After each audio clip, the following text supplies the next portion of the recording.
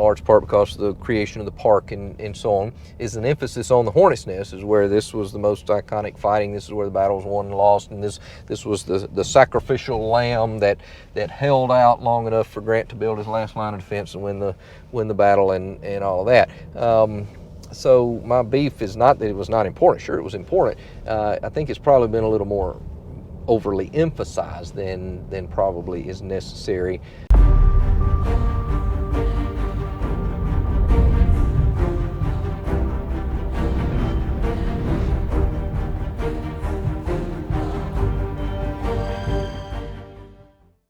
Welcome to Shiloh National Military Park. Today we're going to give you a tour of probably one of the most isolated, but also one of the best preserved battlefields in America.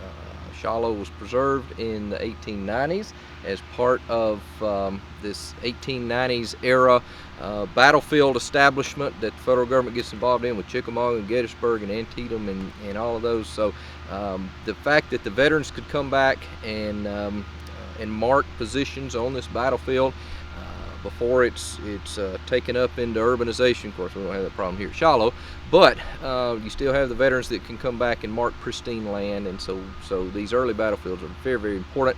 Obviously, what the Civil War and the American Battlefield Trust have done since then, adding to it, is very, very important. So we've got a wonderful battlefield here, and today we're going to take you around it.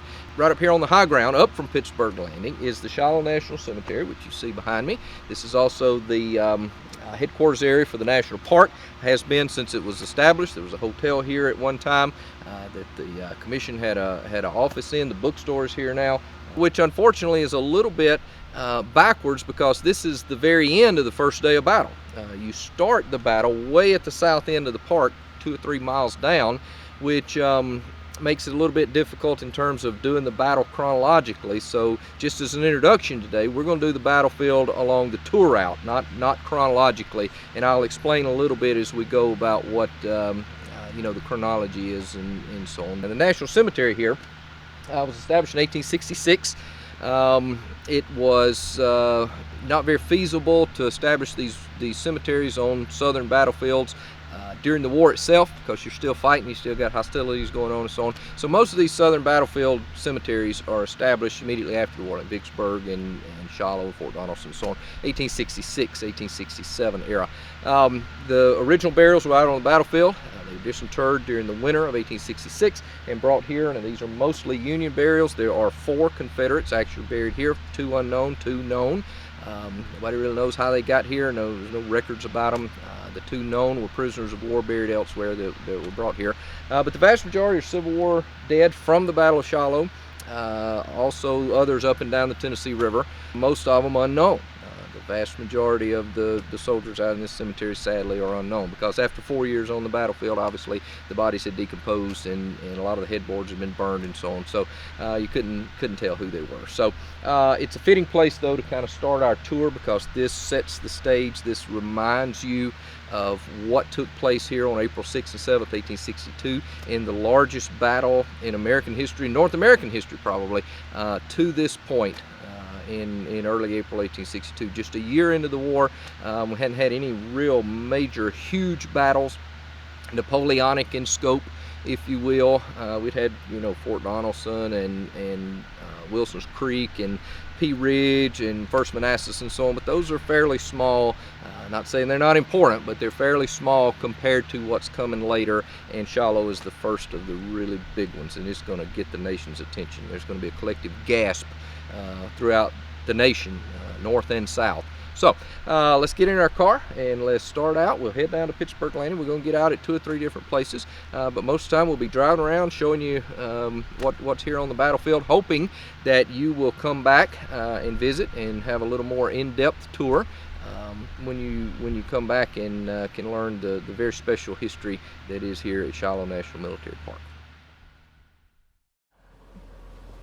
All right, we're heading out of the parking lot at Pittsburg Landing at the Visitor Center. Visitor Center's over to our right. On the left is the park bookstore, one of the better park bookstores in the National Park Service system. And we'll come right back up to this area and look at Grant's last line of defense. But right now we're going to take this left and head down to Pittsburg Landing and show you Tennessee River. Really beautiful views of the Tennessee River here, particularly up on these bluffs. Also beautiful views of the Shiloh National Cemetery, which you can see to our left here as we head down this hill. Now, Pittsburg Landing was named after a guy named Pitts Tucker, who owned a liquor store and a tavern here at the time of the battle, ferry across the river there, and it just was corruption of his name to Pittsburg Landing. But you can see the National Cemetery there. You can see this access road down to Pittsburg Landing. There was another one on the north side of the cemetery, in fact, that would have offered access. So this landing would have been a little larger than it is now. And in fact, we're going to get out up here and just give you a little better view of Pittsburg Landing. But you can see the river there and how beautiful the setting is down here.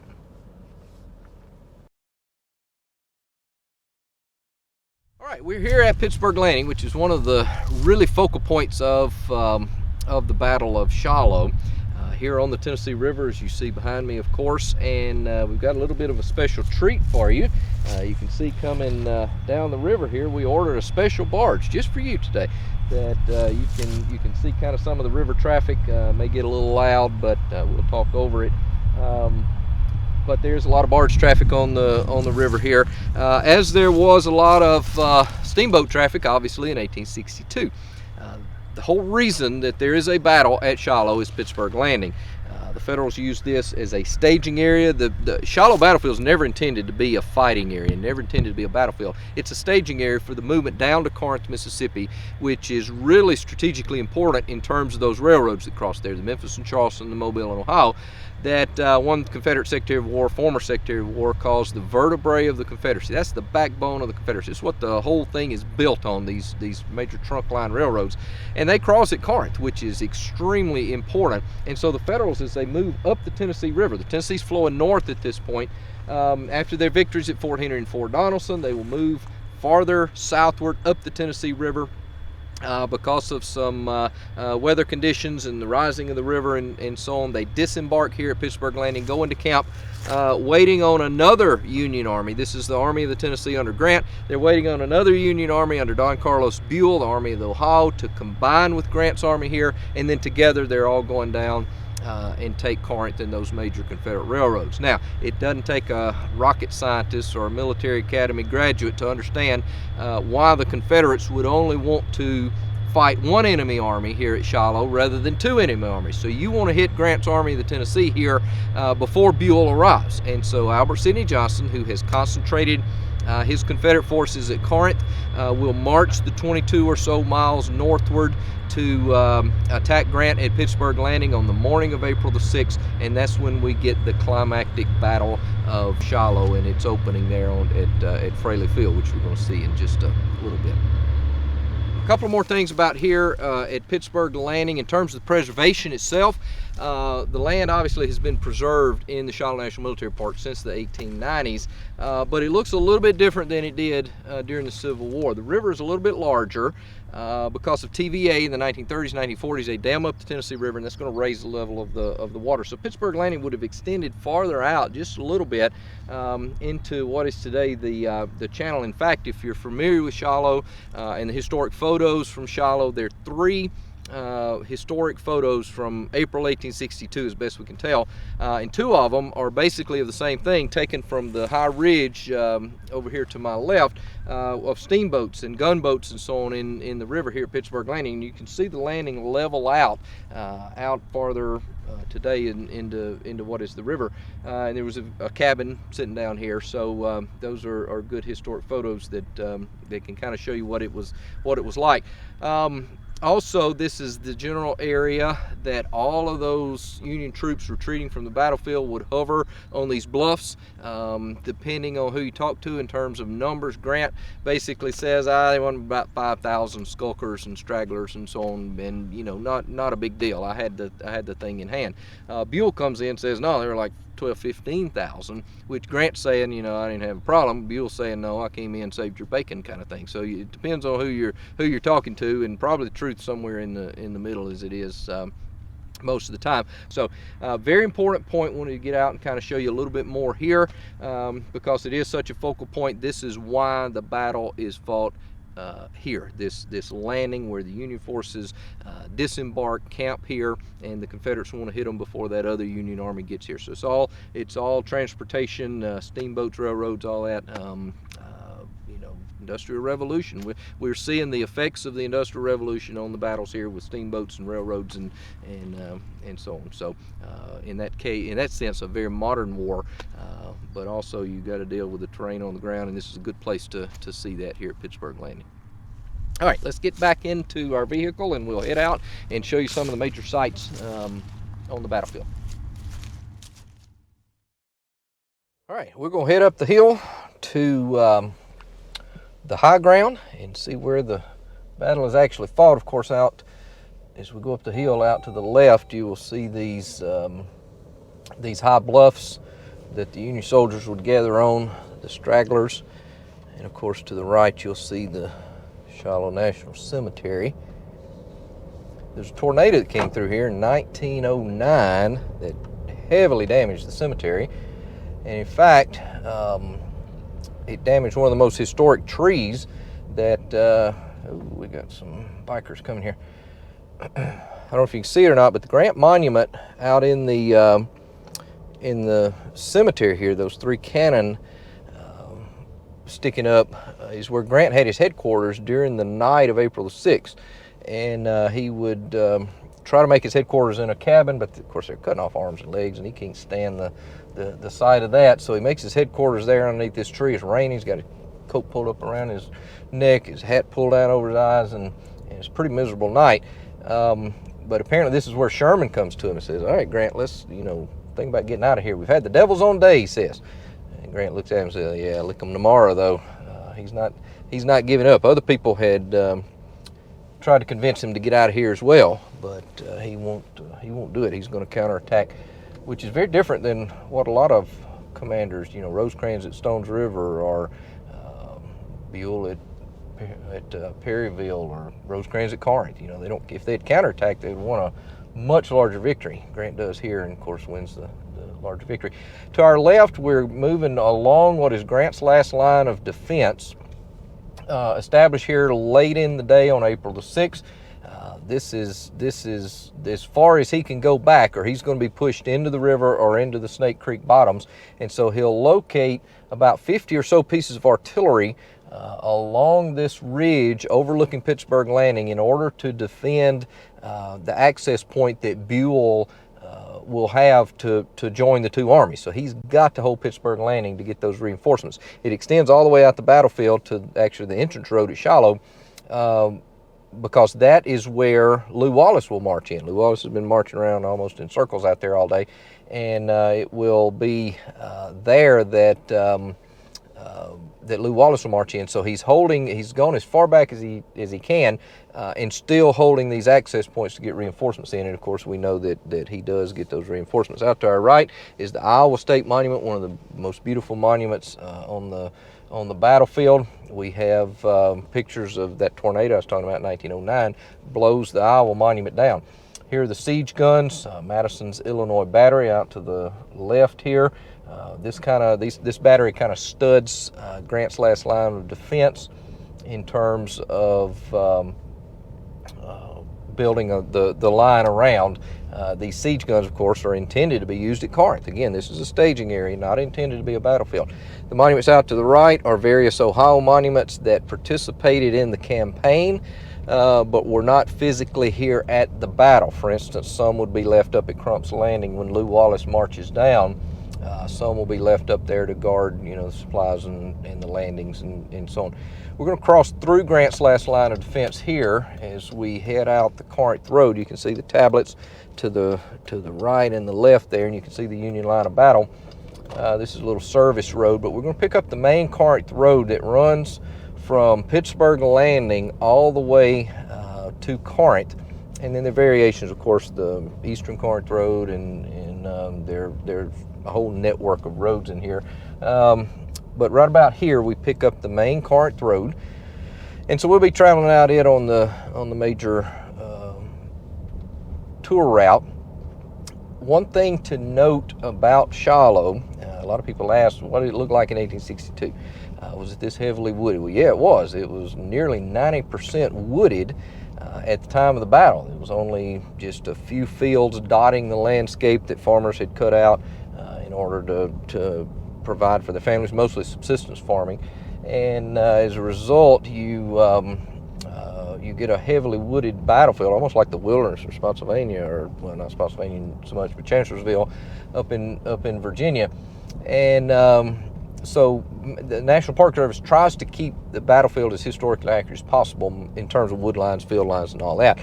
The major difference that you would have now is the undergrowth. And here in early December, you can see through the woods a little piece. At that time, this would have been virgin forest, which big trees, heavy canopy, and all that's going to keep out a lot of the undergrowth. But you've also got the farmers in the area utilize the open range policy, which let the goats and sheep and cows and everything else wander around. If you've ever seen a patch of woods with goats in it, they're going to eat out everything, as high as they can reach. They get up on their hind legs and eat as much as they can reach. So that would have been the major difference here at Shiloh. Now we're crossing the Hamburg-Savannah Road here. This is one of the major crossroads, not the famous crossroads. We'll show you that in just a little bit. But this is a crossroads of what is called the River Road, or the Hamburg-Savannah Road, where it crosses the Corinth Road. The Michigan Monument to our left here. This little triangle. For many years when I was a ranger here at Shiloh, this is where we held our anniversary demonstrations, living history demonstrations, and so on, campsites, and out in Cloud Field there, the demonstrations. This is a very historic area. We're right in the rear of the Hornet's Nest, and so this is the area that the Hornet's Nest defenders are retreating to in order to try to get away, but they get surrounded here. And in fact, if you look, and I'll explain a little bit about the tablets later on, but you can document where the Confederates basically have the Union forces here surrounded. If you look, to the left and right, you see tablets pointing at you. And for instance, the 12th Iowa tablet right here, that's where they surrendered, the famous 12th Iowa, David W. Reed, and so on. And as a result, the Confederate United Daughters of the Confederacy choose to place their monument in 1917 at this specific spot. This is almost kind of the high water mark, as if, the angle at Gettysburg or something.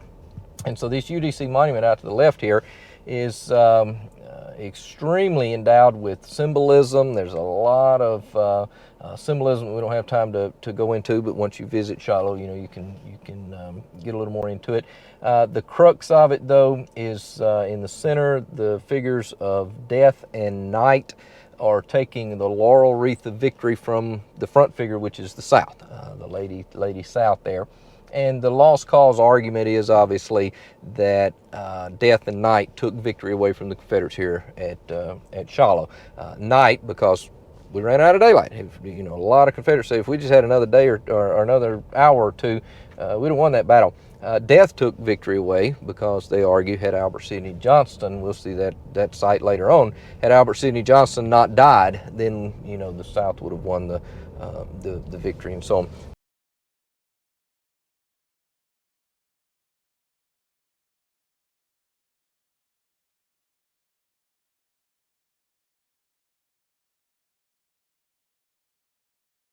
We're immediately in rear of the Hornet's Nest, and we'll see more about that a little bit later on, but this to the left is the mortuary monument for W.H.L. Wallace, William H.L. Wallace, who was Division Commander, 2nd Division, Army of the Tennessee. Most of the troops in the Hornet's Nest, although Benjamin Prentiss gets all the glory and wanted it, basically, W.H.L. Wallace commanded the vast majority of the troops in the Hornet's Nest, and so if anybody should get the honor and the credit for holding the Hornet's Nest, it should be W.H.L. Wallace. But he's mortally wounded here, and everybody knows that story about his wife had come down to surprise him, and he had gone off to the she arrives that morning, April the 6th, and he's off in the battle, and he's mortally wounded, but then she later connects with him and so on, and he doesn't die a couple of days later, but sad story. All right, this is Duncan Field, and you can see to the left the opening of the Sunken Road, which is a little bit of a misnomer.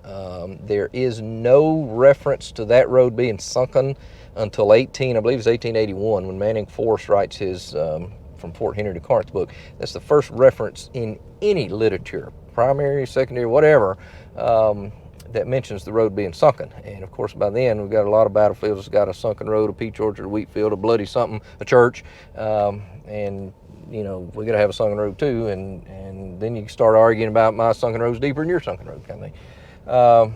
Leonard Ross's headquarters. Now, this is a famous area of the battlefield you see off to the left.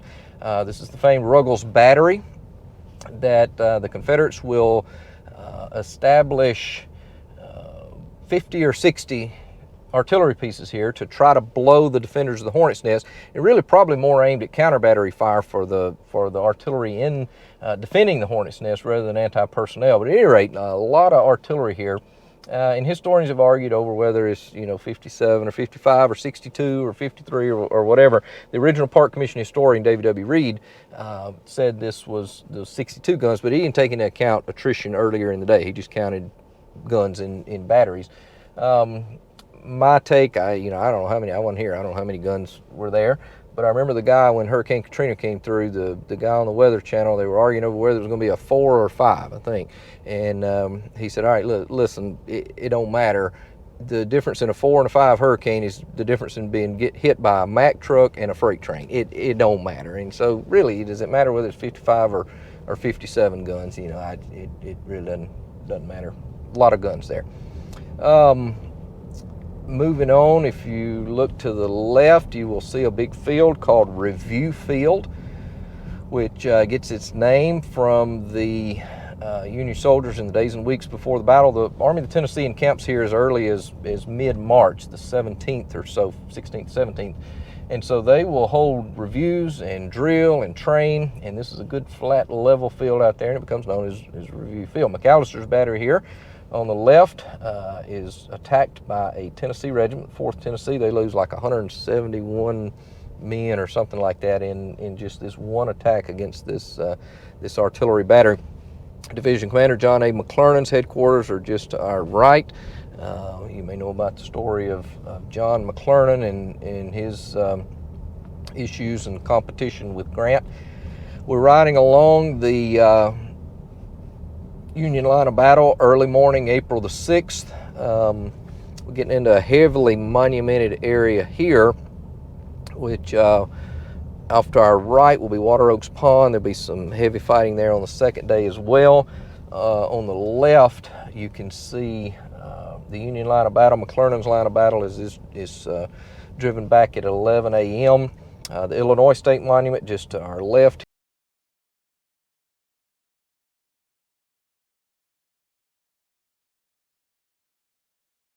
Tennessee State Monument just to the right, and so a lot of monumentation here at this particular area, because there's a lot of fighting at this particular area on both days, back and forth, and really over here on this western side of the battlefield, there's probably more troops here, particularly on the first day, and heavier fighting and more casualties over here on this side of the battlefield than anywhere else, even though some of the other areas get more attention. This is the famed crossroads that really hadn't been emphasized in the battle histories until Edward Cunningham wrote his dissertation in the 1960s. And we'll kind of emphasize the crossroads here. The crossroads is the main Corinth Road and the Hamburg-Purdy Road. The Hamburg-Purdy Road is the only lateral road on the battlefield. But there's heavy fighting here in terms of that early morning 11 a.m. attack that the Confederates make here. Union Brigade Commander Julius Wraith, just to our left, is mortally wounded. That's his mortuary monument there. One of 5 mortuary monuments on the battlefield. This is one of my favorite areas to bring people, because right here is open enough. Shiloh, again, is very heavily wooded, but it's open enough.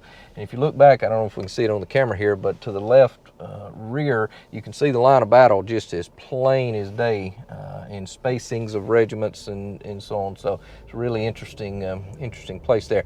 Trail off to the left will lead down to William T. Sherman's headquarters. Everybody knows Sherman, and being winter, you may get a glimpse of it out there. I can barely see it. I don't know if you can on the camera or not, but Sherman's headquarters out there.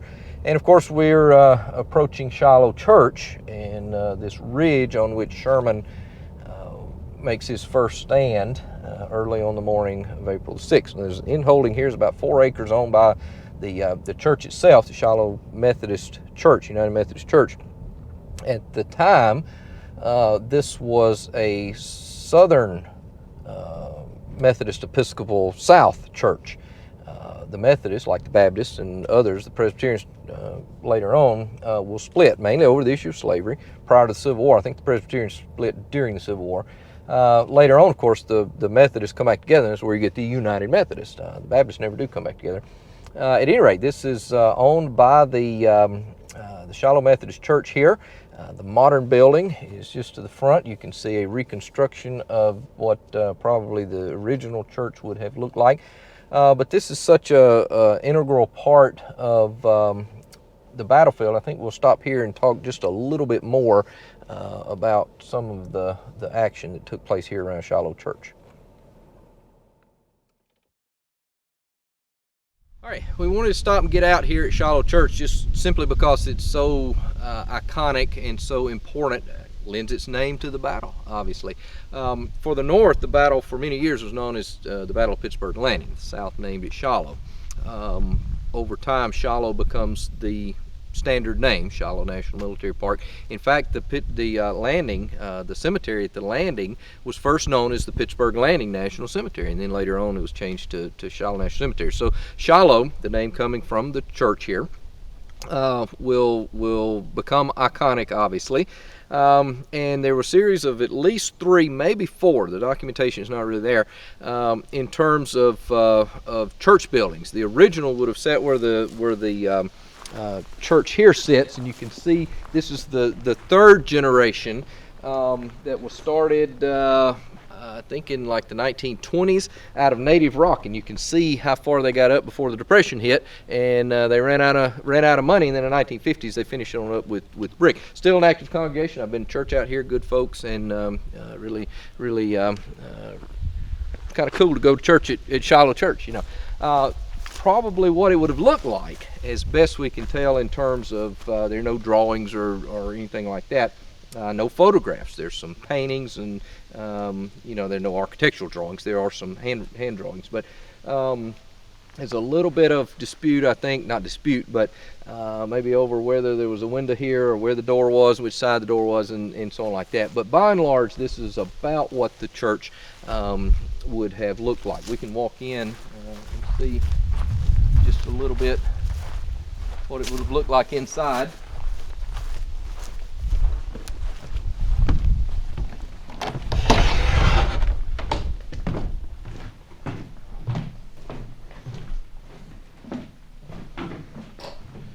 If you'll stand and take your hymnals, we're going to read or sing number 443 or whatever it is. No.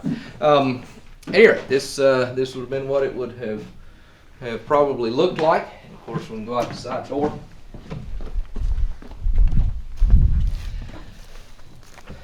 Now, this ridge, in terms of the military importance, this ridge that Shiloh Church sits on will be the first place hit by the Confederate forces as they launched their attack on the morning of April the 6th. Sherman's division will hold this ridge, Ralph Buckland's brigade to the west, Jesse Hildeburn's brigade here, and the lines are a little bit farther forward, and I'll show you something if we can pick it up on the camera here. If you know the difference in the military crest and the geographic crest of a ridge, the geographic crest is right on the slam on top, which we're basically right on top of the geographic crest here. But if you look farther forward down that road there, that's the Valley of Shiloh Branch. In fact, you can probably pick up those red tablets down there, the Confederate tablets denoting where the Confederate positions were as they attacked. But you can see there's a dead zone in there that that goes down, and there's an area that would be safe if the line of battle was here. But if you walk farther forward just a little bit,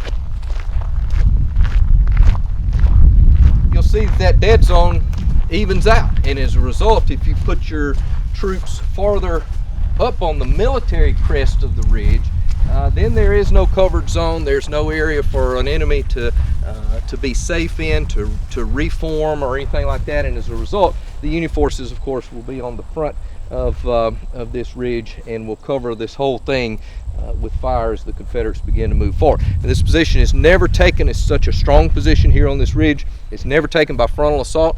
It will be outflanked later in the battle, or later in the morning when Prentice's division falls farther to the east.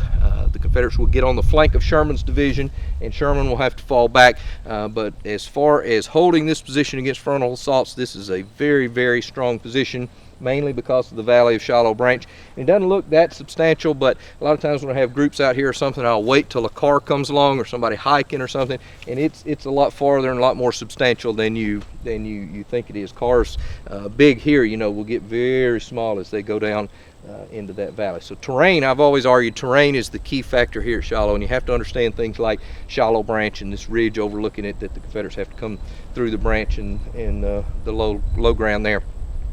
To really understand the battle. I've always argued you have to understand the battlefield to be able to understand the battle, and this is a key area that we can interpret that. We'll head back to the car real quick and head out farther south to Fraley Field where the battle actually starts.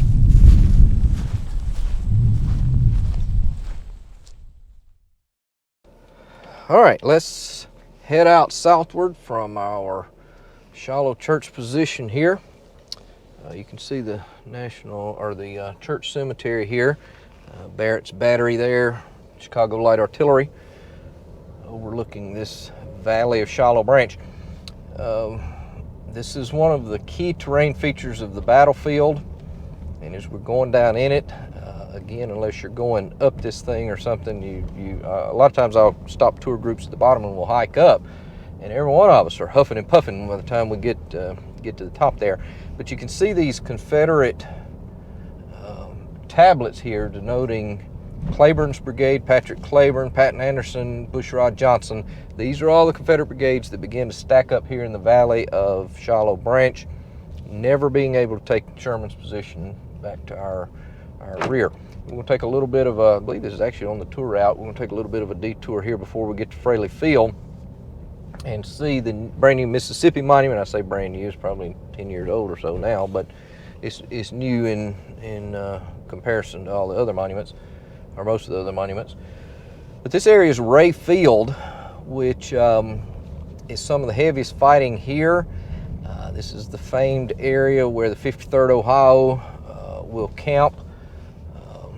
Jesse Appler, retreat and save yourselves, Jesse Appler, and so on. The 6th Mississippi, the field off to our right here, the 6th Mississippi will make a charge along with the 23rd Tennessee through this field diagonally, and will lose this. They become known as the Bloody Sixth.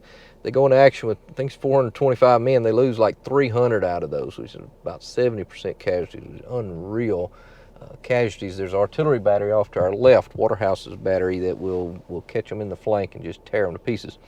One of the things that's interesting is the colonel of the 6th Mississippi, John J. Thornton, had been a member of the Mississippi Secession Convention and had voted against secession, and had also been so adamant that secession is not a good thing that he would not even show up to the convention the day that the ordinance of secession was signed.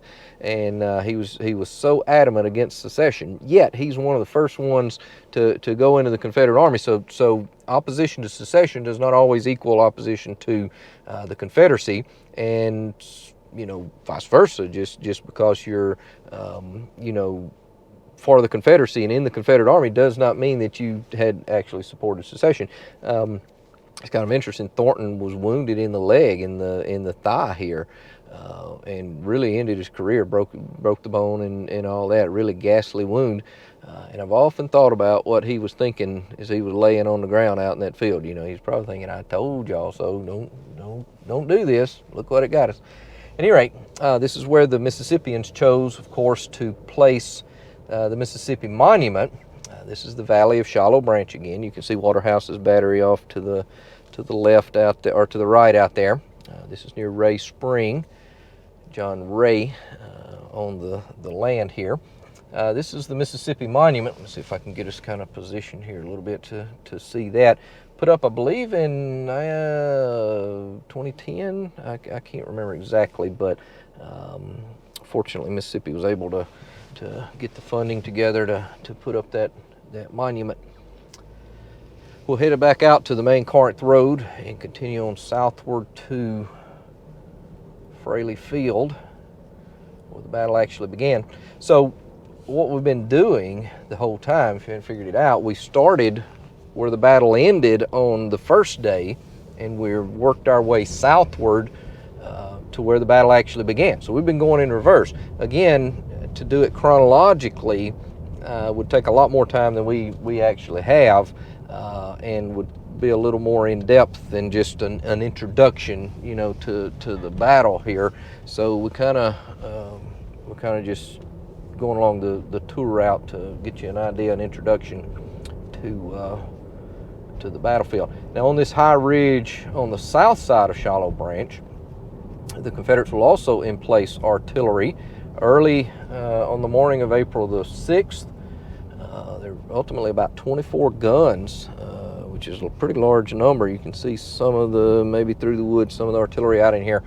They will place these guns on this ridge and will begin to shell Sherman's camps. In fact, the first artillery shot apparently at Shiloh comes at 7:10 in the morning from one of these batteries, Captain Trigg's battery. Patrick Claiborne, the brigade commander, tells Captain Trigg, throw a few shells across Shiloh Branch and wake them up. Of course, the Federals were already wide awake and awaiting the onslaught, but the first artillery shots take place then. It's ironically about 7:10 in the morning that Grant is having breakfast down at his headquarters at the Cherry Mansion 9 miles away in Savannah, and his orderly says, okay, I hear artillery, you know, the reverberations up the river valley there, so something's going on. And Grant, of course, will come out on the porch and listen, and that's when he says the ball is in motion, let's be off, and he heads on down to Pittsburg Landing. This is the area traversed by the Confederates as they first begin their advance, heading toward the Union camps back at Shiloh Church in Shiloh Branch. So this is kind of the intervening area.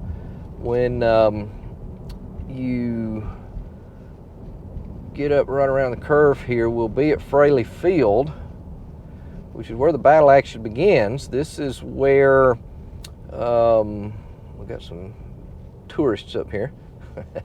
This is where the battle actually begins, and I'm trying to, let me see, I can't really get in there to show you exactly, but off to the right there, maybe we can put up a picture or something of Fraley Field down through there. But this is where the battle actually begins at dawn on the morning of April the 6th. This patrol sent out from Prentice's camps, from Peabody's camps. Brigade Commander Peabody was sent out this patrol, actually without orders. Prentice would tell him, don't send out any patrol, don't be sparking a fight until we're ready, which means until Bill gets here, and which also means until the department commander, Henry Halleck, gets here. So don't be sending out patrols, don't be, you know, starting a fight, picking a fight, or anything like that. Well, Everett Peabody, brigade commander, feels so strongly that the Confederates are out there, which they are, that he sends out this patrol anyway without orders, and he uncovers the Confederate advance here at Fraley Field, which is really a good thing. One of the heroes of the battle is Peabody for sending out this patrol, which alerts the rest of the Union Army encamped back toward Pittsburg Landing that, hey, we're about to be attacked. It gives them warning, it gives them time to get up, and this whole mess about, you know, being bayoneted in their tents and all that, that's pure newspaper fabrication.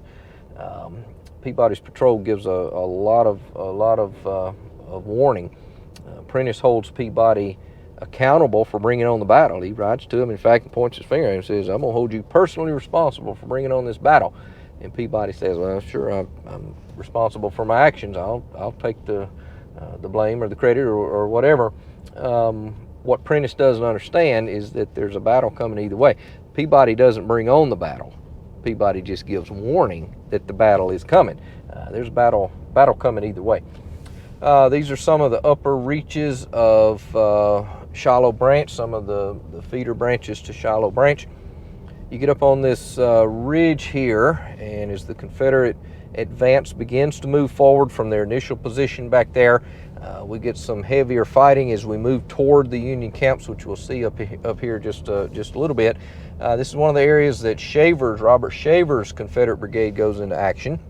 And if any of you are familiar with the explorer Henry Morton Stanley, he was in the 6th Arkansas here and goes into action right on this ridge, and leaves a wonderful account about, we topped this ridge and we saw the Union line of battle, which you can see up front here. We'll see it in just a second, where the Union position is, this blue tablet, which he talks about. We could see them out front, and we saw little pearly globes of smoke from in front of him, and he thought, oh, what in the world is that?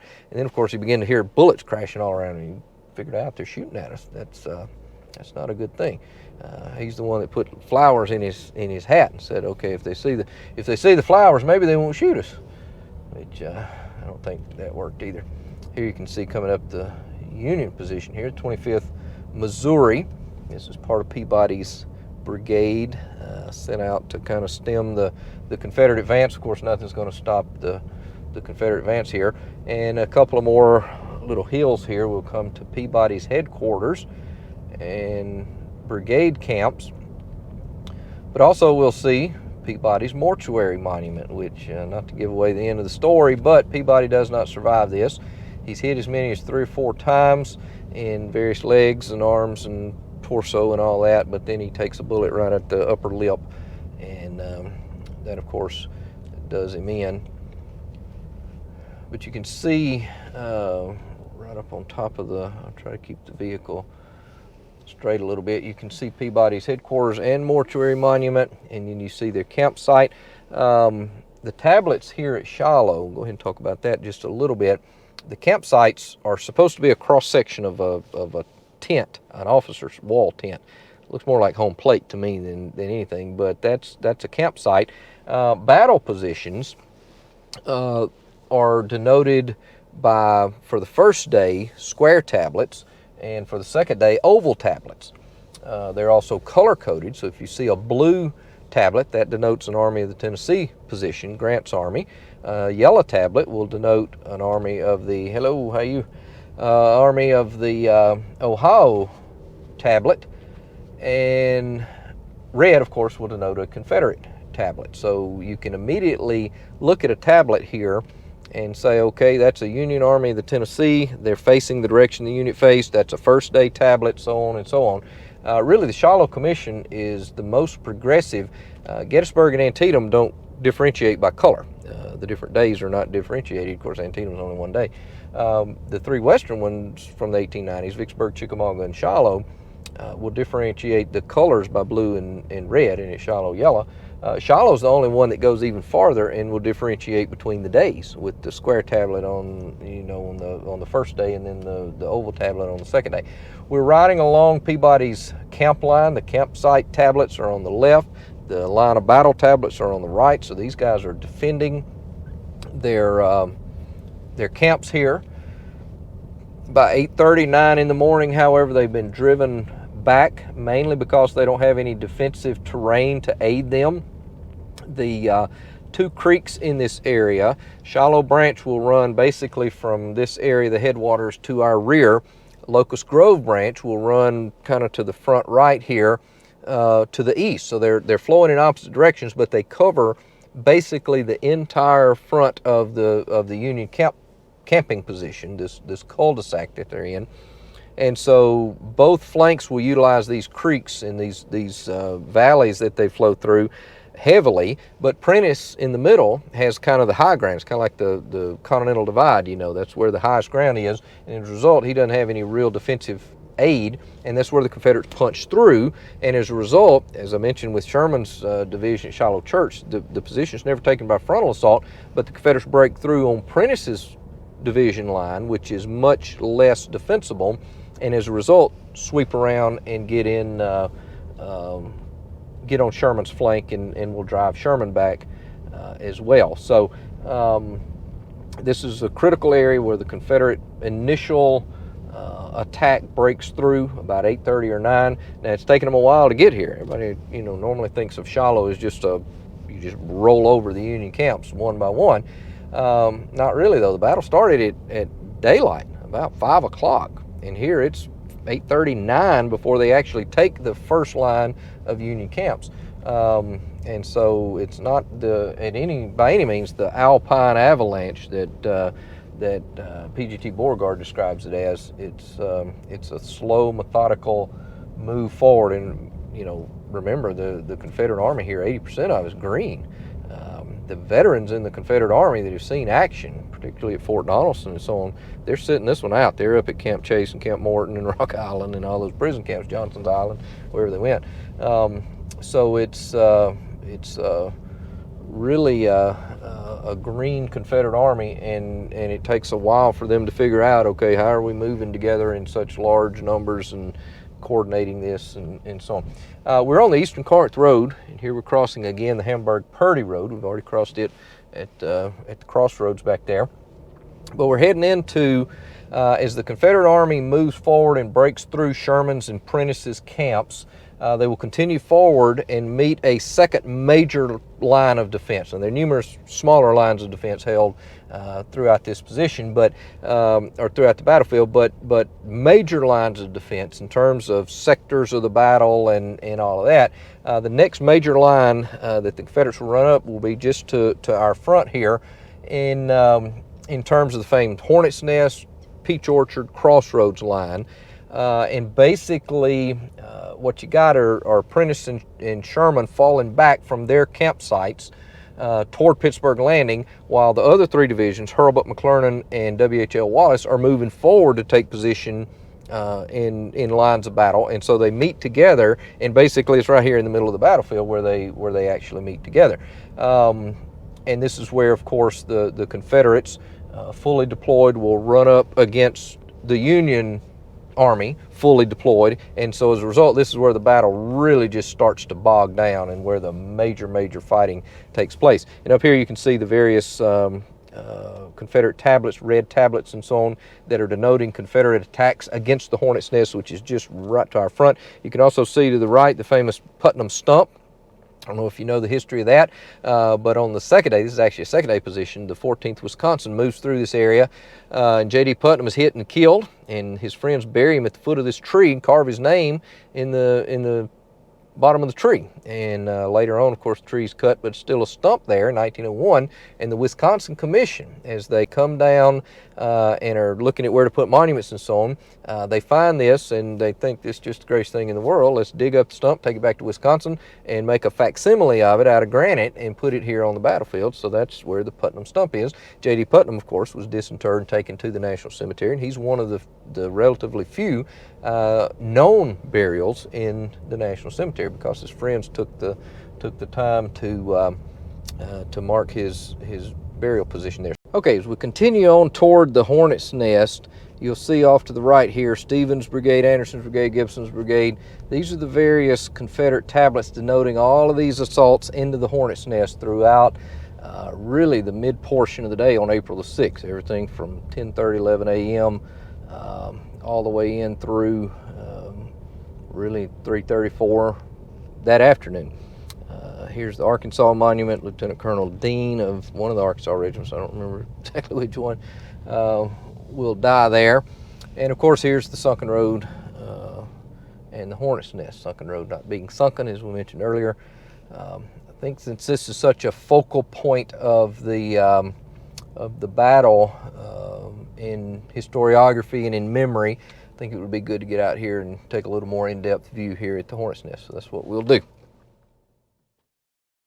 Okay, we're standing in the middle of the Hornet's Nest, kind of the focal point of the battle in historiography and current historiography. There's been some revision more recently, but for many years after the park was established, when the veterans would come back, in fact, in Tuttle's Iowa Brigade here, there was a Hornet's Nest Veterans Association pushing the idea of the Hornet's Nest and so on. And kind of the idea you get is that the Hornet's Nest was the most vicious fighting, the heaviest fighting, the most important fighting, all of that. In reality, probably wasn't. And you know, if you look at numbers, for instance, crunch a few of the numbers, Tuttle's Iowa Brigade, the main brigade holding the Hornet's Nest here of W.H.L. Wallace's division, will suffer, I think I added up, I think it's like 240 something casualties, killed and wounded during both days of the battle, which is smaller for those 4 regiments, a whole brigade, than some individual regiments are actually sustaining, like the 6th Mississippi out at Ray Field. The 9th Illinois goes into action. I think it's like 565 men, and they lose 366 of those. And this whole brigade here of 4 regiments loses only 240 something, I think, killed and wounded. Now, missing is going to be a different subject, because they are captured later on, obviously, in the retreat from the Hornet's Nest. So they'll sustain, you know, 400 or 500 each captured, but each regiment. But the point is, there's probably not as vicious fighting as we have maybe been led to believe here at the Hornet's Nest. It's also interesting, the Captain Whitman that is coming around in 1866 to locate and disinter bodies from the battlefield, be taken to the National Cemetery, will make the observation, and you can read it in his report. He observes that most of the burials for both sides are on the western side of the battlefield, where the vast majority of the fighting takes place. There's a lot on the eastern side, he says, but there's comparatively fewer burials in the center, which would indicate, you know, less people killed, because they're not going to drag bodies, you know, slam across the battlefield just to bury them. And he actually makes the connection. He connects the dots. He said there must not have been as heavy fighting in the middle of the battlefield in this area before it was really known, you know, in history as the Hornet's Nest. And he makes the connection, maybe it's not as heavy fighting. Of course, as the Hornet's Nest Brigade begins to have their veterans reunions and get their word out, and as the park becomes established, and as the emphasis starts to be put on various parts of the battlefield and so on, the Hornet's Nest becomes extremely important. Probably no thing would push the idea of the Hornet's Nest more than the park film, set up or filmed in, I think it was 1956 is when it first opened. It was the first motion picture type narrative film in the National Park Service. And when you go in there, you get nothing but Hornet's Nest, Hornet's Nest, Hornet's Nest. Prentice, Prentice, Prentice. It's like the Brady Bunch. Marsha, Marsha, Marsha. You know, it's nothing but Hornet's Nest. And as a result, people for 56 years, until it was replaced in 2012 at the sesquicentennial of the battle, people would come out of that film and all they're thinking about is go see the Hornet's Nest out on the battlefield. And so that instills in probably millions of minds the importance of the Hornet's Nest. In fact, and here's some homework for you folks that come to Shiloh, actually, there's a great vivid display of this memory type thing in the Shiloh Visitor Center. If you look on the walls of the Visitor Center, there's what's called the read maps. And so many people have come out of that film and have heard about the important stuff to see out on the battlefield, that they walk over to the map and they rub their finger on Pittsburg Landing. There's a little globe that's worn off there. Shiloh Church and Fraley Field, Bloody Pond. Ooh, it's like they're telling their wife, hey, look, there's Bloody Pond, you know, and rub a little thing. But up and down the Hornet's Nest and the Sunken Road, it's a place that long that's rubbed out. Hey, look, there's the Hornet's Nest, here's the Sunken Road. We got to go see that. And so they come out here and see it. So I'm not saying it's been, it's not important. Sure, the Hornet's Nest and the fighting here was important. What I'm saying is probably maybe it's been a little overemphasized throughout history.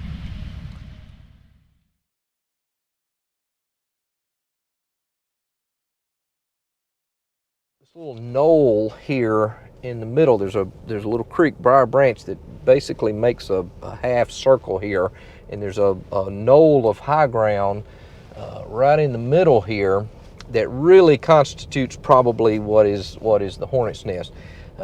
Held, of course, again, the vast majority of the troops here, W.H.L. Wallace's troops, and you can see the various monuments. Here you get the 8th Iowa Monument and Hickenlooper's 5th Ohio Battery. If you look right to the front there, you see several tablets. I don't know if you can see it on the camera there or not, but they're just one by one by one. That's Prentice's position, and you can see how small and how close together those tablets are, denoting not many of his troops left from his initial shot there at his campsite. In fact, Prentice's division starts the day with 5,500 or so men. By the time they reach this second position, Prentice can count no more than about 500 of those 5,500 men. So that's some major attrition. Not all of them are killed or wounded, of course. Most of them have run back to Pittsburg Landing, and a lot of those are the ones that are skulking on the bluffs overlooking Pittsburg Landing there. Prentice will refuse his left later in the day when both flanks, Hurlbut and Sherman and McClernand, fall back, and WHL Wallace and Prentice hold the Hornet's Nest in the center. Grant has told all his commanders to hold at all hazards. Unfortunately, they interpret hold at all hazards differently. Sherman and McClernand and Hurlbut say we're going to hold until we are threatened, outflanked or whatever. Wallace and Prentice said we're going to hold till the end, and they hold too late and wind up and get themselves captured. There's the Wisconsin Monument. Anybody from Wisconsin? The Hornet's Nest in historiography. Mention just a little bit about that since we're right in the middle of it. It's always been kind of Shiloh's claim to fame. It's Shiloh's Pickett's Charge, it's Shiloh's Bloody Lane, it's Shiloh's Stone Wall from Fredericksburg, it's Shiloh's. It's the thing known at Shiloh. Unfortunately, I think probably what has happened, and I've been accused of saying the Hornet's Nest wasn't important. I'm not saying the Hornet's Nest wasn't important. What I'm saying is it's been overemphasized in relation to other aspects of the battle. In fact, the early literature, if you read Grant's memoirs or some of the early books, Manning Force or any of them, they don't emphasize the Hornet's Nest. They give a overall contextual view of the fighting.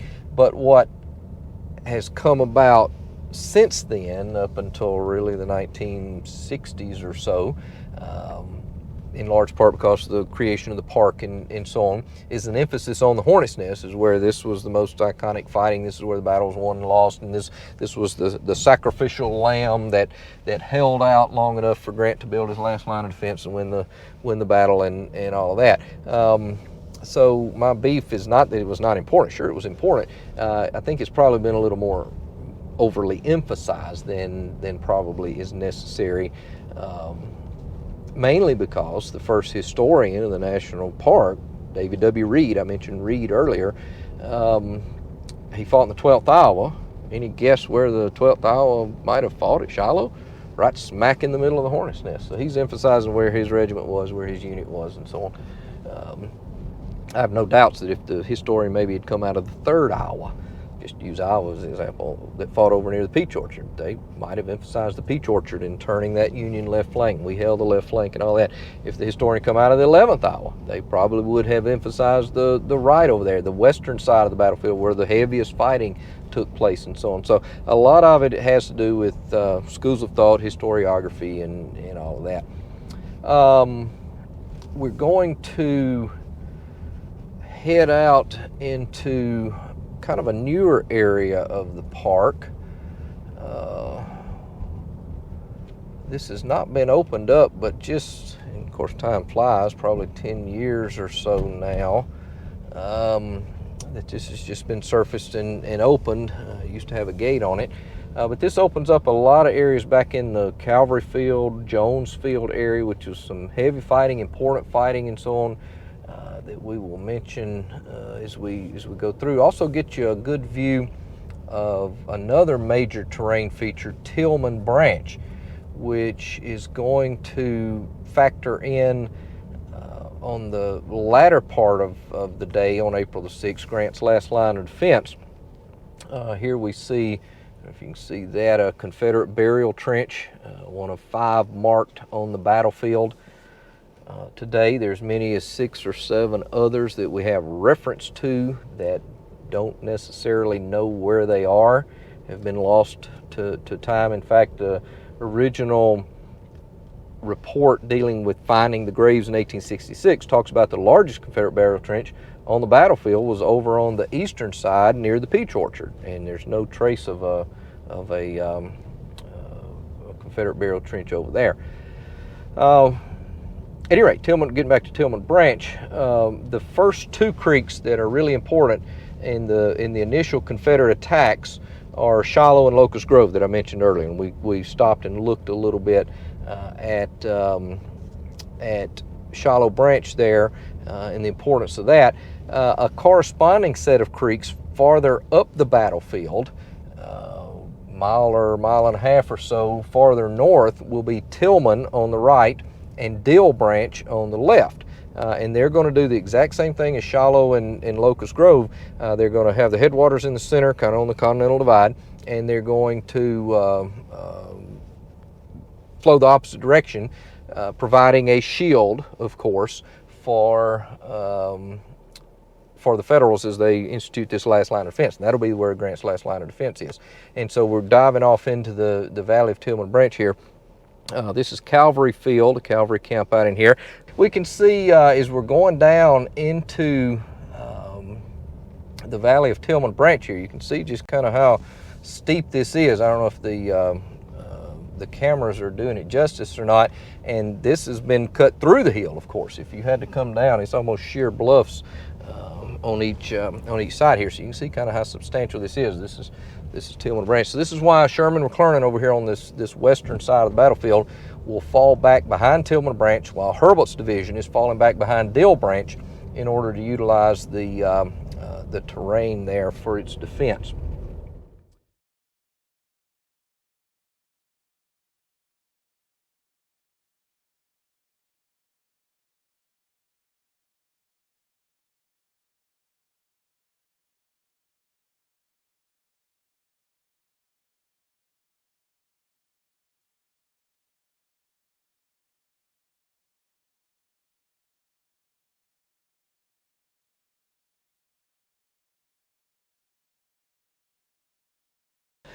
All right, as we're coming up out of the valley of Tillman Branch, a couple of things to see here in Jones Field. This is a campsite for Abraham Hare's brigade.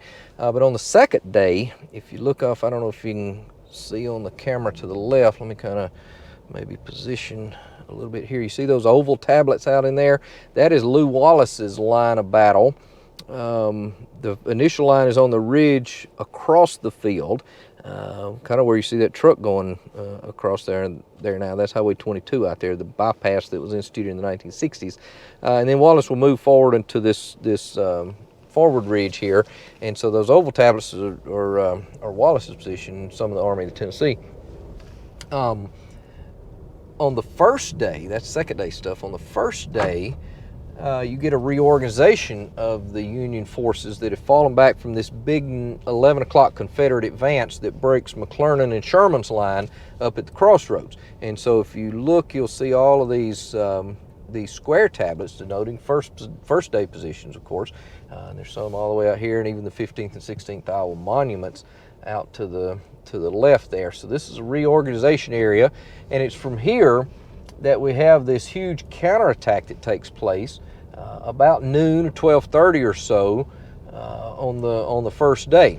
And Sherman McClernand will actually counterattack. And normally you don't hear a whole lot about counterattacks. You know, the standard view of Shiloh is that the Confederates attacked and just drove Grant back all day. Well, Sherman and McClernand actually counterattack and drive the Confederates all the way back to the Hamburg-Purdy Road. And then the Confederates, of course, will counterattack, and we'll drive the Federals back to Jones Field. Eventually they'll fall back across Tillman Branch, go into that last line of defense. But the gist of what's going on here is about 2/3 of the Confederate Army is fighting over half the Union Army over here on this western side of the battlefield that encompasses Jones Field, Wolf Field, Water Oaks Pond, all that stuff. And so really the heaviest fighting, the bitterest fighting, most numbers involved are not at the Hornet's Nest. It's over here on this western side of the battlefield. A couple of interesting things to show you here. This monument just to the left, I don't know if you can see it or not, kind of point the car to it, 83rd Ohio Monument, or 81st Ohio Monument. There's a huge huge fight over where that would actually go. The veterans wanted it one place, the commission wanted it another place. The decision went all the way up to the Secretary of War in 1903 or 4 or whatever. Secretary of War William Howard Taft actually decided it's going to go right there. But by that point, it's kind of a little bit of a moot point, because as they're bringing that monument down the Tennessee River, the rope breaks on the barge, and that thing falls in the Tennessee River and spends about 3 months in the bottom of the Tennessee River. So each monument has a unique history. This is also an interesting thing. You see a Confederate battery here and a Union battery here, pointing in opposite directions. And a lot of people on tours joking around say, well, why don't they just turn around and shoot each other?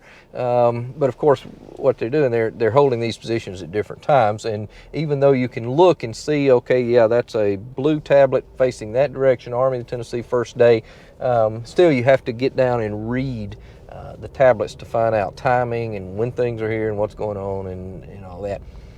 This brings us back to the Wolf Field area, Water Oaks Pond area, Illinois Monument to the front, Tennessee Monument to the front. We'll take a little bit of a turn down in here and show you another Confederate burial trench. This is the largest Confederate burial trench on the battlefield. Legend says there are over about 700 dead in this trench. I wasn't here to bury them. I don't know, but it just seems to me that's a little high. You know, you can look and see inside the cannonballs there. Even if you got 100 side by side, you'd have to dig 7 deep. And I'm not sure these Yankee boys who are digging these holes are going to dig that deep. So, you know, my guess would be 200, 300, 400, maybe even something like that. But I find it hard to believe 700, but who knows? It could be. This monument was put up in 1917. Money left over from the United Daughters of the Confederacy monument back at the Hornet's Nest area. You see 2 tombstones in front of the monument. I don't know if you can see that on the video or not, but there are 2 unknown Confederates there. They were actually dug up south of the park in 1977 by relic hunters. They dug into bodies and figured out, okay, these are Confederates, Confederate buttons and all that. And so they brought them to the park, and the park's like, well, what do we do with them? We put them in the National Cemetery, or would they have wanted to be buried, you know, with their comrades out at the burial trenches? So they buried them out here at the Confederate burial trench. Union dead, of course. I don't know if you saw the little tablet there, 45th Illinois original burial site.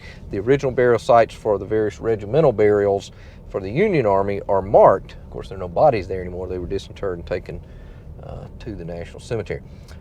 Out to the left, you'll see, again, Water Oaks Pond. A lot of documentation that it was here, and you know, there's even one account of a Confederate officer riding out in the middle of the pond and sitting on his horse and directing troops and so on. Here you see the Tennessee Monument, again, dedicated, gosh, this was back way before I left the Park Service, actually, probably 15, 18 years ago. I remember it was a hot day when we were dedicating it. I was one of the color guard reenactor, not a reenactor, but dressed up like a soldier, and that wool was hot. Ooh, it was hot. All right, we're back at the crossroads, where again Wraith is killed. This mortuary monument, Beauregard. Well, also this tablet to the right there talks about Beauregard's headquarters about 2:30 in the afternoon, I believe. So he'll advance as far northward as the crossroads. We're going to turn on the Hamburg-Purdy Road and get another view. This is actually where I was talking about earlier of this Union line of battle about 11 a.m., McClernand's line of battle. And I don't know, I'll turn the car a little bit here, but you can look down the line of tablet or monuments there and see just as plain as day, and it follows on behind us in the woods behind us. You can see just as plain as day a line of battle and spacing and what it would probably have looked like. I have a little bit of different view of some people. I hear a lot about, particularly Gettysburg and elsewhere, that all these monuments clutter the place up. It makes it look awful. You know, why didn't they just leave it pristine and you know, they should have left off all the monuments and so on. But the key to me is that the veterans, particularly these 1890s era parks, when they come back and establish these battlefields, their main goal is to reclaim the battlefield and make it look like it did on the days of battle. So the veterans here, and here's another view, the other side of Review Field and the 77th Pennsylvania Monument. It's the only Eastern regiment that fought here at Shiloh with the Army of the Ohio. But the main all-encompassing idea for the veterans was to return the battlefield to the pristine condition it was in at the time of the battle. Now, if you're going to do that, you're going to have to put troops on the battlefield, because there were 110,000 troops here at Shiloh among the three armies. So, you know, if you really wanted to get down and do it right, you would create, I guess, 110,000 terracotta soldiers and you know, put mannequins all over the battlefield, which obviously that would clutter things up a little bit.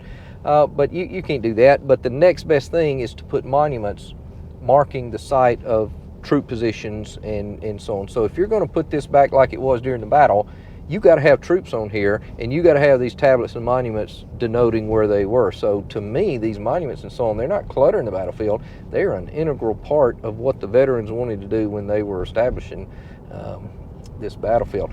All right, we're coming up to this this stop sign here. This is the crossing point that we came to earlier. We're making a big figure 8. I don't know if you are following along on the, maybe should have mentioned this earlier, but on the Shiloh Park website, NPS website, they have the maps, the tour route maps that you can download and look at and kind of follow along probably as we're moving along. Should have mentioned that, I guess, before.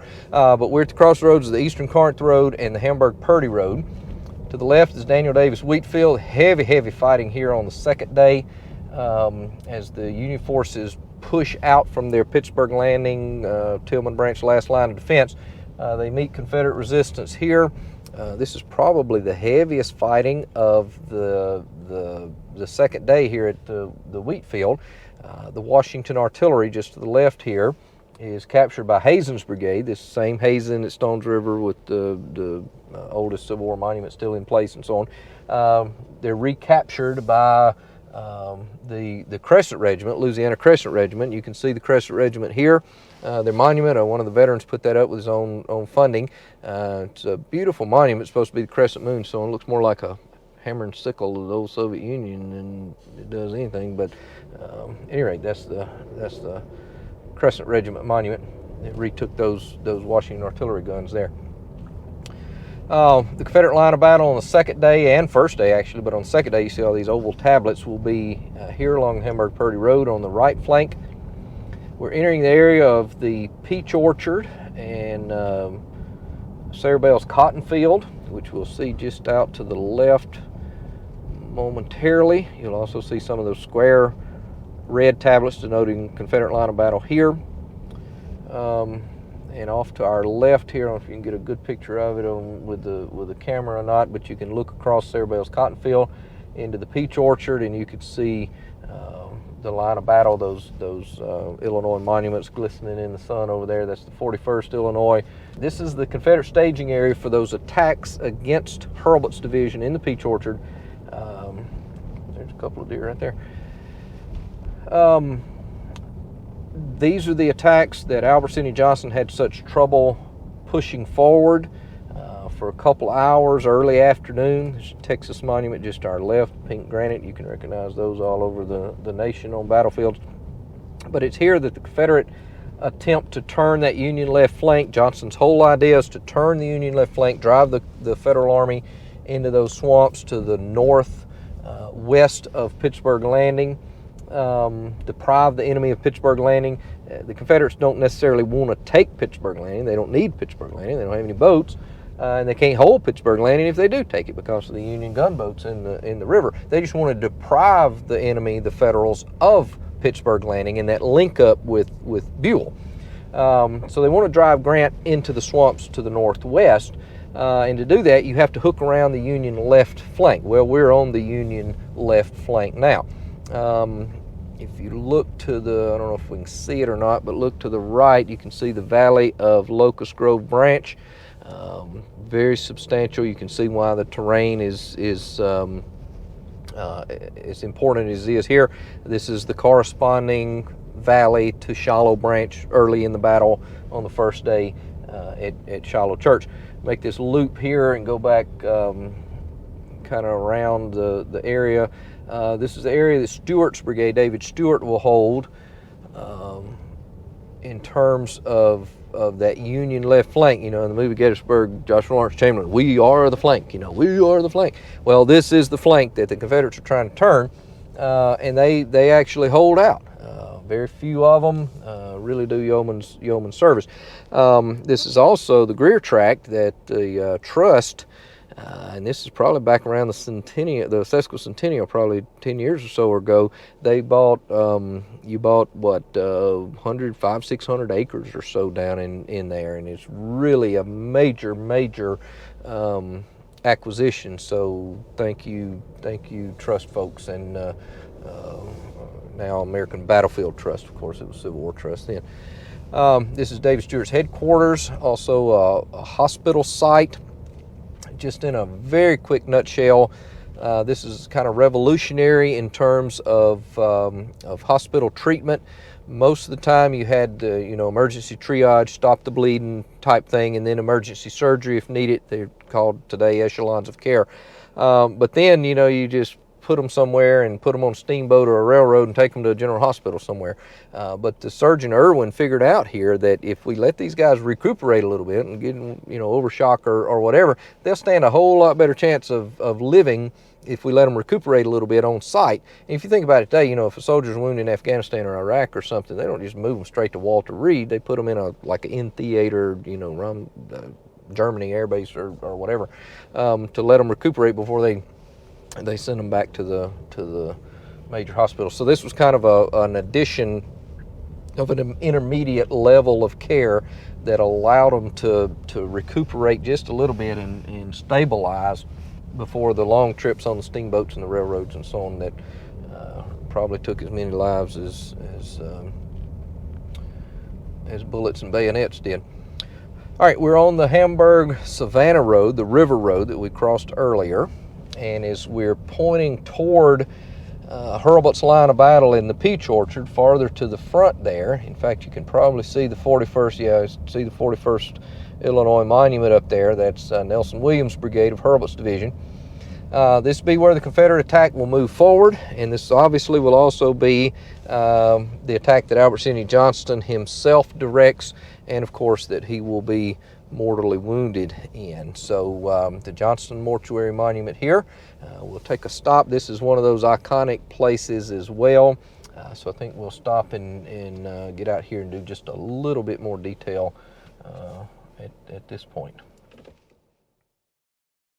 Okay, we wanted to stop and get out a little bit more because of such an iconic and important place here at the Johnston death site, which is a little bit farther down in the woods. We'll walk down there in just a second, but his mortuary monument's up here on top of the hill. Johnston, as I was talking about, is pushing forward this attack, trying to turn that Union left flank. He's not able to do it, and so he has to utilize frontal assaults, and those aren't working very well. Finally, he decides, I've got to get in there and do it myself, because this is we could get into Johnston and all that. He's been falling back from Kentucky and Fort Henry, Fort Donelson, and back to here. He's under a cloud. This is the last best chance that he can see to turn the tide of what's happening here in the West. So he's catching it from all over. It's not looking like it's a good situation and so on. And so he has to make this gamble to turn the tide here at Shiloh. Well, the key to turning the tide here at Shiloh is turning that Union left flank, and that's not going well either. So Johnston says, I've got to get down there, and if it costs me my life, I'm going to lead from the front, and we're going to make this work. Some of his rhetoric, gambling, we're going to roll the iron dice of battle, he says. This is a gamble, but this is the only chance we have. As he's going into battle, he tells somebody, we must this day conquer or perish. This is do or die. We got to win this thing, or we're done. We're cooked. And as he watches the Confederate effort stall here mid-afternoon of April the 6th, he's realizing this gamble, I'm losing this gamble, so I have got to turn the tide personally, and so that's why he wades into the battle, and it ultimately winds up getting him mortally wounded. He takes a bullet in the back of the right leg. It cuts the popliteal artery, and basically bleeds to death. Some have argued, that his earlier wound in a duel in Texas in 1836, of all things, had hurt his sciatic nerve, and he couldn't feel heat or cold or pain or whatever. So he probably didn't know he was wounded until it was too late, and he was bleeding out and so on. And so he dies from a loss of blood down in the ravine. The staff officers with him here take him down there to get him out of the line of fire and so on. Now the monument sits up here. The monument really is denoting not his wounding area or his death area. In fact, there was a large oak tree that stood here for a century or so, and it was just taken down, the shell of it, in the last 20 or so years. And supposedly under that tree was where one of his staff officers, Governor Isham G. Harris of Tennessee, found him slumping in the saddle. He was losing so much blood that he was starting to faint. And so that tree became iconic, basically, but it really had nothing to do with, in the monument here area, had nothing to do with where he was wounded. He's probably wounded somewhere out in here. It's hard to tell exactly where he would have been and so on. And of course he died down in the ravine there. So the tree, a lot of people think of it as iconic and so on, but the tree really had nothing to do with his wounding or death. It was basically under it that Governor Harris found him. But it became an icon, much like the Hornet's Nest, much like other things and so on, because the Park Commission, this kind of interesting preservation story, when the park was first established in 1894, people all over the nation started hearing, oh, there's a park at Shiloh. So they started flocking to Shiloh, coming down the river and on the railroad to Corinth or something. They get out here and there's nothing to see, because you can't just establish a battlefield just like that. It takes years to get the monuments and tablets and artillery pieces and all that. But visitors were coming and there's nothing to see. So the Park Commission said, we got to give them something, at least some little something to see. So they started cutting poplar boards about that size and painting on them letters and so on. And they would nail these up to trees at various interesting points on the battlefield, like the Hornet's Nest, Bloody Pond, Shiloh Church, Pittsburg Landing, and all that. One got nailed up to this Johnston tree, and because of the earliest interpretation here at the battlefield, these are the sites that became the icons of Shiloh, and they're still basically the icons. So really the tree had nothing to do with his wounding or death. It was where Governor Harris found him, which was an integral part of the whole process and so on. But let's actually see where he actually dies down here. Governor Harris and another staff officer will realize that something is dreadfully wrong with Johnston. By this time his face is ashen and he's slumping in the saddle. In fact, he drops his reins from his horse, Fire Eater. And as they begin to bring him down into cover here, Governor Harris actually will ask Johnston, General, are you wounded? And Johnston has enough life left to say yes, and I fear seriously. By the time he gets down into the ravine here, of course, he's basically unconscious. And this is where, of course, just a few minutes later he will actually die. Now, there's some supposition that he was wounded by his own troops because he was shot in the back of the leg, which that you would think logically the bullet coming from the back might be from one of your own troops. But you think about a general on a horse that is in the middle of a battle and cannonballs and cannons and everything going off all over the place. If you've ever been on a horse that's kind of spooked a little bit, that thing's going to be turning every different direction, and he's going to be pointing this direction and all of that. Not to mention the fact that Fire Eater himself, the horse, is wounded 3 times. So that horse is getting peppered with bullets as well, and he's going to be turning every different direction. So I don't think there's any way to know which side actually shot him. I'm guessing it was a spent ball that just had enough power to enter the skin. Not, if it was a full powered ball, it would have probably blown through the knee and blown out, no telling what. But the fact that it probably came from a long distance indicates to me that it probably was a Federal bullet. Now, this tablet that you don't see here denotes the position of Johnston's death. This was broken. You can see some of the trees and so on. There was a big storm. Not as big as a tornado in 1909, but there was a big storm in 2019 that came through here that was actually a hurricane that had come up through the Gulf and had dissipated in a tropical storm and all that. But the eye of that thing reconstituted. I mean, right basically over Hardin and McNair counties, did a lot of damage all around, and a lot of the dead wood that you see down here so on results from that. And unfortunately, this tablet was broken, but it gave the story of Governor Harris and Johnston's death and so on. So Johnston died right here down in this ravine. Actually, the highest-ranking American military officer ever killed in action. He would have been the equivalent today of a 4-star general. Of course, the Union and the Confederates do their generals' rankings a little bit different, but Johnston would have been the equivalent of a 4-star general.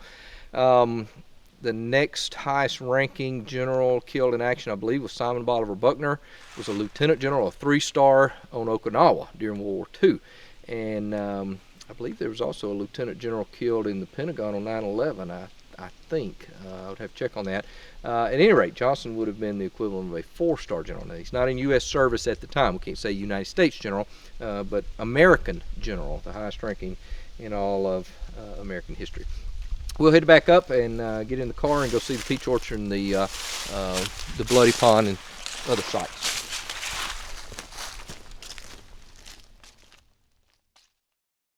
All right, let's head on from Johnston's death site. We'll see the peach orchard and Bloody Pond up here.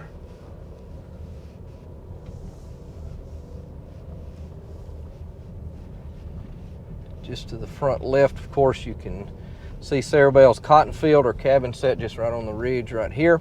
Across the field, you can probably see it at this point. We'll get a little closer.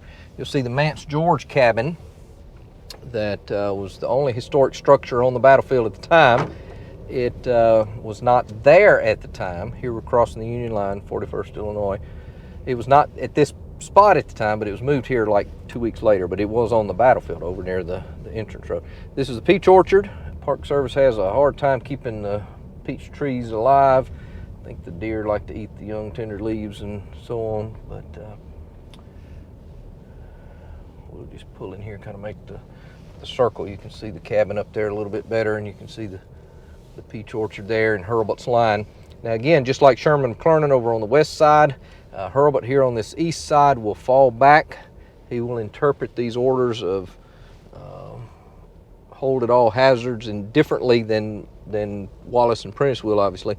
And Hurlbut will fall back behind Dill Branch, which we're going to see here in just a little bit. Coming up on the left is probably one of the most iconic places at Shiloh, and that's the famous Bloody Pond.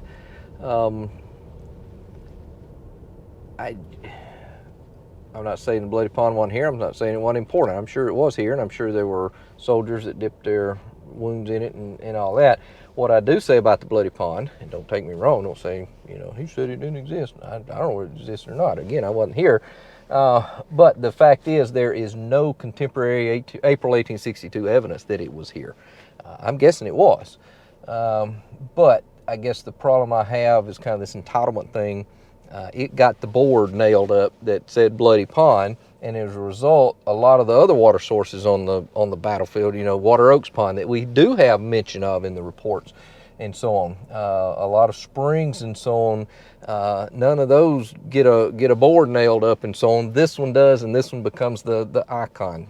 Sorry, didn't mean to go all Adelman on you there, but this is the one that becomes the icon and everybody wants to see and so on. It probably was here, and probably soldiers did dip their wounds in it and so on, but it kind of is a little, like the Hornet's Nest and other things here at Shiloh, it's a little overemphasized, I think, at times. Wicker Field, some pretty heavy fighting here, particularly on the second day. That Indiana Monument out to the left, I don't know if you saw it when we passed by. Ambrose Bierce was in the 9th Indiana there. You may have heard of Ambrose Bierce, the occurrence at Owl Creek Bridge and all that, different Owl Creek than here. Also, I don't know if you can see it over there, that Illinois artillery position, that's John Wesley Powell's artillery battery. If you're familiar with him, he's the one that went down the Colorado River, the Grand Canyon for the first time, across those rapids and all that. He had lost an arm at Shiloh, and actually went, explored the Grand Canyon and all that with one arm. So that's, a lot of people have trouble doing it with 2 arms. He did it with 1 arm. All right, we're back at Cloud Field, and we have seen Cloud Field in this triangle area from the other side over there, the Michigan Monument. We're just coming in on the river road here, a little bit different. We're going to take the right up here. I don't know if you can see this pine tree to the left. This is where the Shiloh resident eagle lives. I don't see Mr. Eagle, but at any rate, they raise babies there every year. We're going to cut down through the middle of Cloud Field and see a couple of things here. The main thing we'll see is the terrain of Dill Branch, which you're going to be able to see up here. And obviously cameras and pictures and so on don't do justice to terrain. So you probably won't get the real view of just how deep and gorge like this Dill Branch is. Often groups I will bring and we'll hike across it just to get the experience of it. So that's one thing that you need to come to Shiloh yourself and see. The other thing to see down in here is the Shiloh Indian Mounds National Historic Landmark. Archaeologists tell us that these mounds are important enough to be a landmark and perhaps even a national park on their own if they had not been preserved within the Shiloh National Military Park. A series of, I think, 8 large mounds and a bunch of little house mounds. And a whole complex in here. There was a palisade wall around it, and this was kind of the chief's area, kind of the capital of the Tennessee Valley region.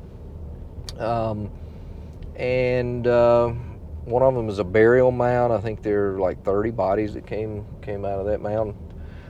So it's pretty substantial area, and you'll see some of these mounds as we go around. The one right on the left, as we kind of take this curve here, the 28th Illinois buried their dead in that Indian mound, which, I guess for the novelty of it. I don't know. They were later disinterred and taken to the National Cemetery, but up on top of the mound, there's a tablet that says original burial place, 28th Illinois. Kind of interesting. The burial mound is on down the river. The mound that you see the steps going up is right on the bluff of the river, and that's kind of the temple mound.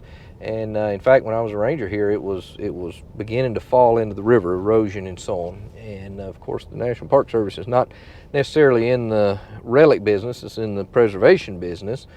So you wouldn't normally just go digging through any mound just to see what's in there. But if you're going to lose it anyway, you might as well see what you can learn from it. So archaeologists came out and they dug through it, and I don't think they found anything just super earth-shattering or anything, but they did find a little bit. We're going down into the Valley of Dill Branch now. There's one first little gorge here kind of to the right. That's not Dill Branch. As we turn the corner here on the river, though, you'll see the larger Dill Branch Ravine. And this is the area the Confederates, at the end of the first day, reach and try to attack Grant's last line of defense. So they've started back at Fraley Field where the first shots were, worked their way up through Sherman and Prentice's camps, then the Hornet's Nest, Peach Orchard, Crossroads area, finally drive the Federals back to their last line of defense behind Dill and Tillman Branch, and this is Dill Branch.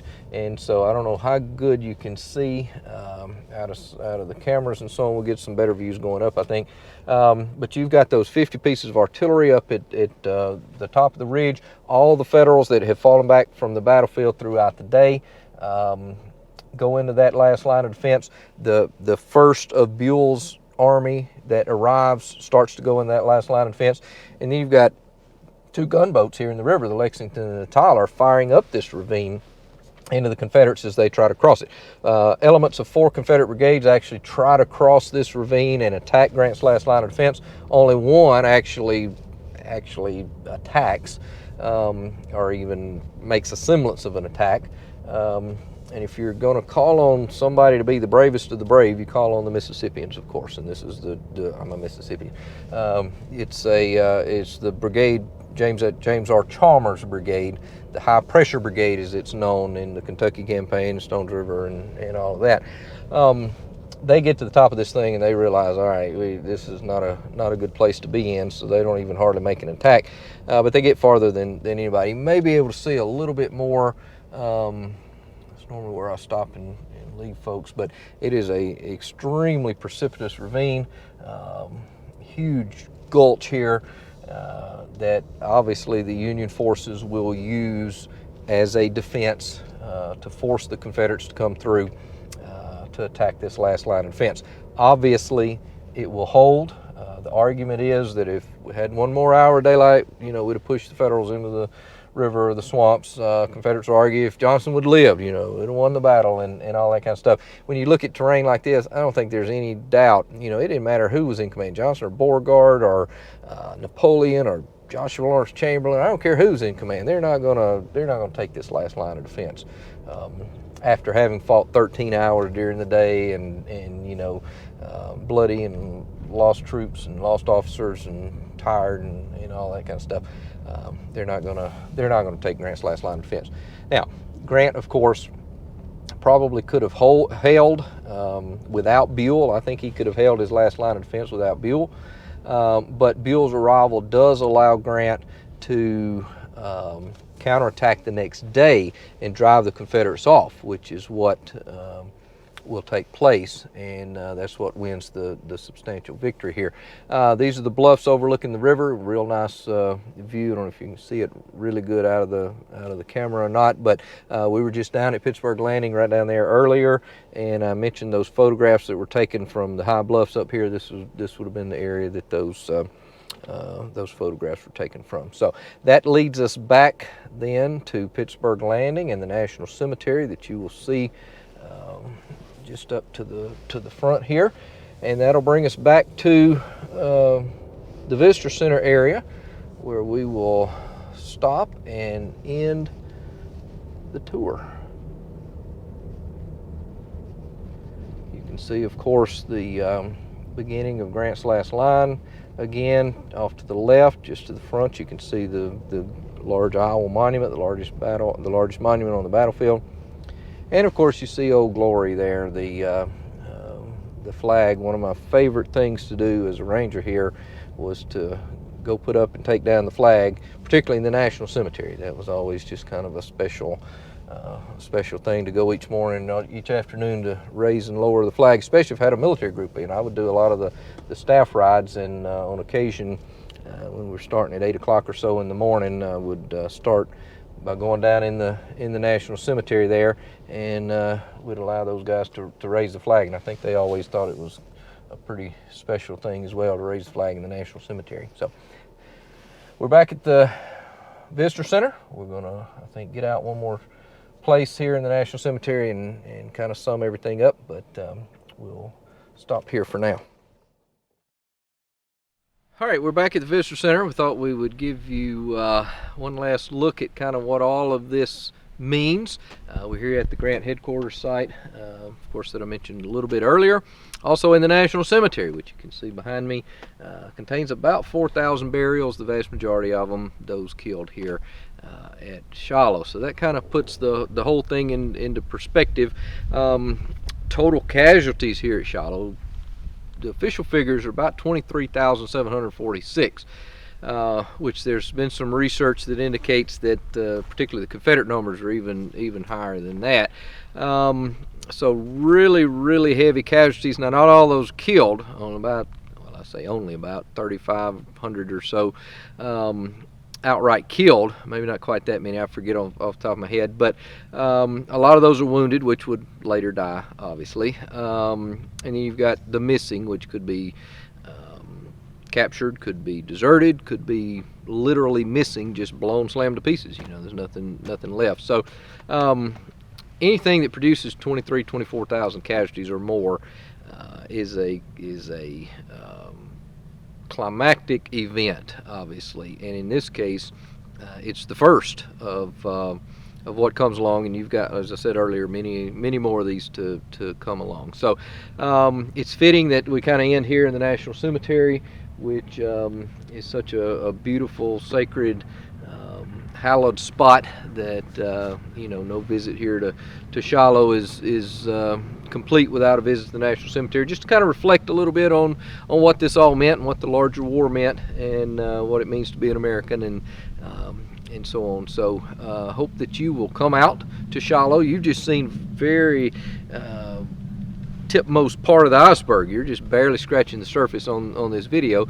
Encourage you to come out to Shiloh, take the driving tour, or take a tour with a historian or something that will get you even more in depth. Maybe do it the chronological way that that may be better to introduce you to what happened here. So a lot of different ways to do Shiloh, but the key is to come out and visit this battlefield. Fortunately, it was preserved by those veterans long ago, 100 years ago, over 100 years ago. They did good work. The American Battlefield Trust is doing exceptional work now, adding to what the original veterans did. So it's a lovely place, great place to come out and reflect, and to just be proud that we're Americans here, and enjoy our national parks.